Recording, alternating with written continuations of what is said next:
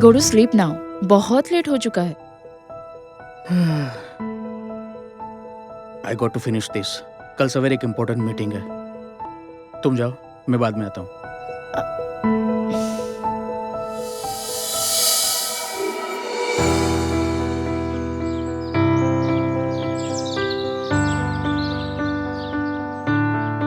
Faster, faster.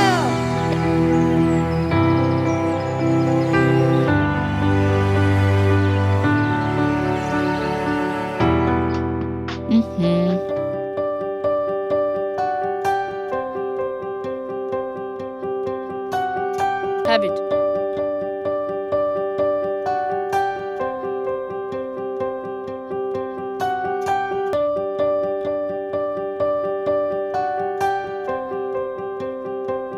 आ जाइए, breakfast ready है।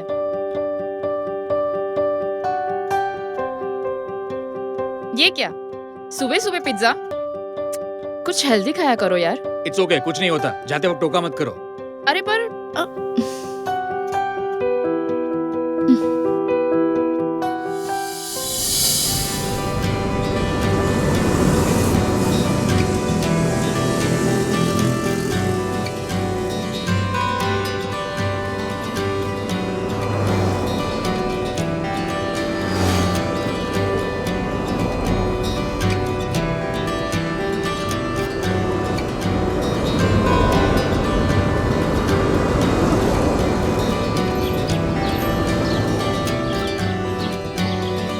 Daddy daddy चलो ना बैडमिंटन खेलते हैं। नो बेटा, पापा इज वेरी टायर्ड टुडे। एक काम करते हैं, वीडियो गेम खेलते हैं।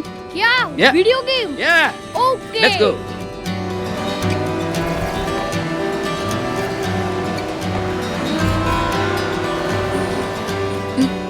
वो ये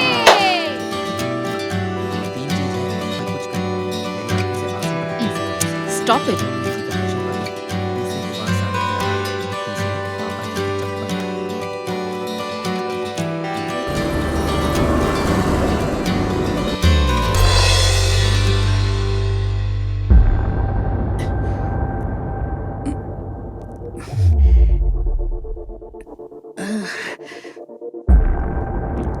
सुनो, looks like I am having acidity. एक मिनट रुको, मैं इनो लाती हूँ। कितनी बार कहा है, पर तुम कुछ सुनते ही नहीं। पूरा दिन सैंडविच, पिज्जा, बर्गर।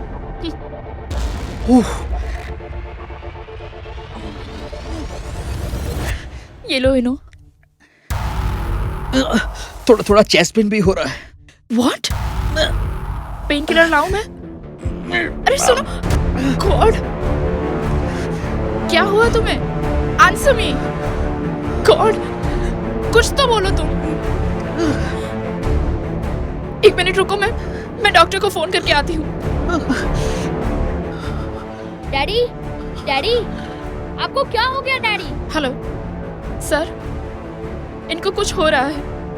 प्लीज आप जल्दी आ जाइए। मुझे नहीं पता, पर प्लीज आप जल्दी आ जाइए यहाँ पे।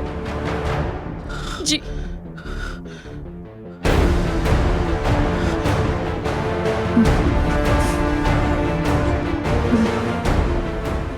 कैसा लग रहा है आपको? Are you okay? बस अभी डॉक्टर आते होंगे। बेटा देखो, डॉक्टर अंकल आए होंगे।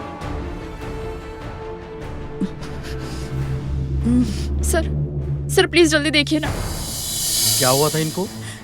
सर पहले कह रहे थे कि एसिडिटी है, फिर चेस्ट पेन होने लगा और फिर अचानक से कोलैप्स हो गए। ओह, इनको इतना पसीना भी आ रहा है। जी। ये हार्ट अटैक के सिम्टम्स हैं। व्हाट? इन्हें तुरंत ही हॉस्पिटल में एडमिट करना पड़ेगा।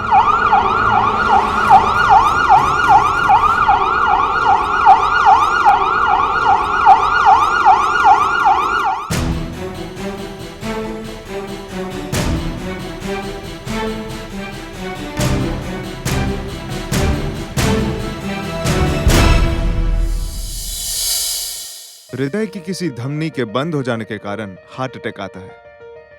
नियमित कसरत नहीं करना, पूरे दिन बैठे रहना, धूम्रपान, तंबाकू, चर्बी युक्त आहार, ज्यादा तनाव, ज्यादा blood pressure, diabetes, cholesterol levels का बढ़ना, वंशगत हृदय रोग, ये सभी हार्ट अटैक के कारण हो सकते हैं। गर्दन और जबड़े में दर्द, बाएं कंधे और हाथ में दर्द, सांस लेने में तकलीफ, हृदय में भारीपन, हाथों में पसीना आना, बेचैनी, चक्कर के साथ उबकाई आना, ये सभी लक्षण हार्ट अटैक के हैं। अगर आप इन्हें महसूस करें तो तुरंत सिम्स जैसी संपूर्ण सुविधा वाली हॉस्पिटल में जाएं।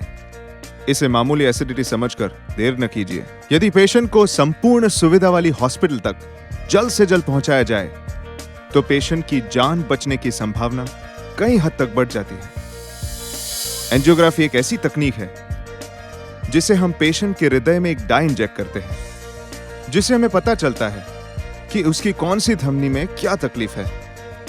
प्रॉब्लम या दिल की नली की रुकावट के बारे में पता चलते ही हम एंजियोप्लास्टी या बाईपास जैसे इलाज के बारे में निर्णय ले सकते हैं।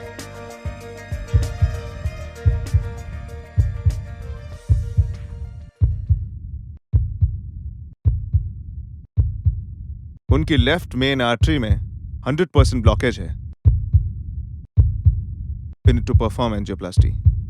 सर, पर कुछ टेंशन वाली बात तो नहीं है ना? I don't think so. जब कोई धमनी में रुकावट हो तो उसे एंजियोप्लास्टी करके खोला जा सकता है। एंजियोप्लास्टी में धमनी के अंदर एक ट्यूब के माध्यम से रुकावट तक एक बलून ले जाते हैं और उसे फुलाते हैं। बलून फुलाने से बंद हो चुकी धमनी वापस खुल जाती है और इसमें रक्त का प्रवाह फिर से शुरू हो जाता है। उसे खुला बनाए रखने के लिए हम एक स्टेंट या जाली लगाते हैं।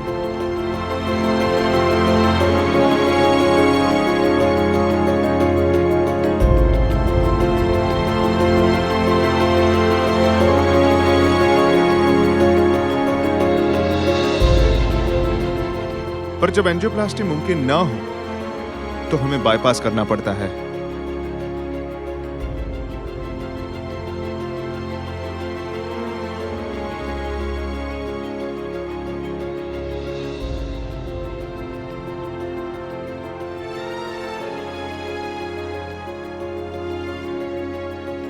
बाईपास सर्जरी में अपने शरीर की ही नसों का उपयोग करके ब्लॉक नलियों का बाईपास किया जाता है। बाईपास सर्जरी दो तरह से हो सकती है, एक धड़कते हृदय पे बीटिंग हार्ट सर्जरी और दूसरा हृदय बंद करके। बाईपास का दीर्घकालीन परिणाम बहुत अच्छा होता है।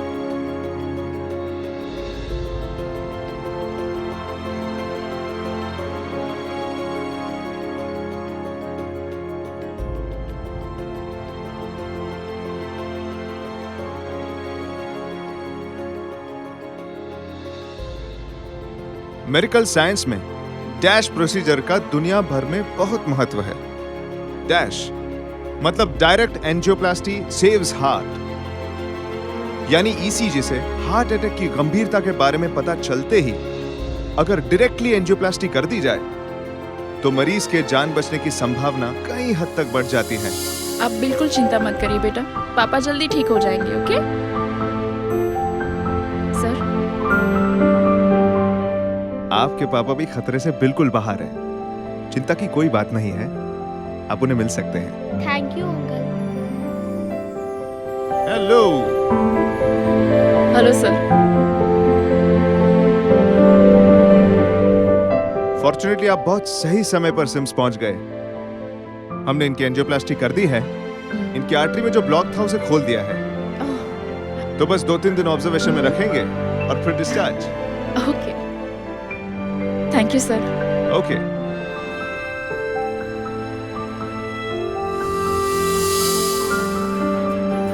सही समय पर पहुंचना जितना जरूरी है उतना ही जरूरी है सही हॉस्पिटल को चुनना। सही हॉस्पिटल वही होता है जहां सारे आधुनिक उपकरण हो, सबसे अनुभवी डॉक्टर्स हो और पेशेंट का 24 घंटे ख्याल रखने की सुविधा हो।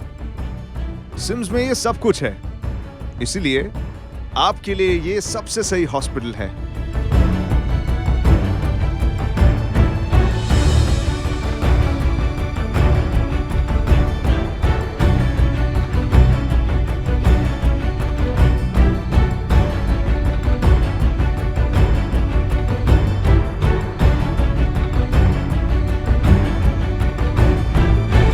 यहाँ सभी अत्याधुनिक उपकरण, प्रशिक्षित कर्मचारी, विश्व स्तर पर पुरस्कार सम्मानित डॉक्टर्स और पेशेंट का ख्याल रखने की अच्छी से अच्छी सुविधाएं हैं।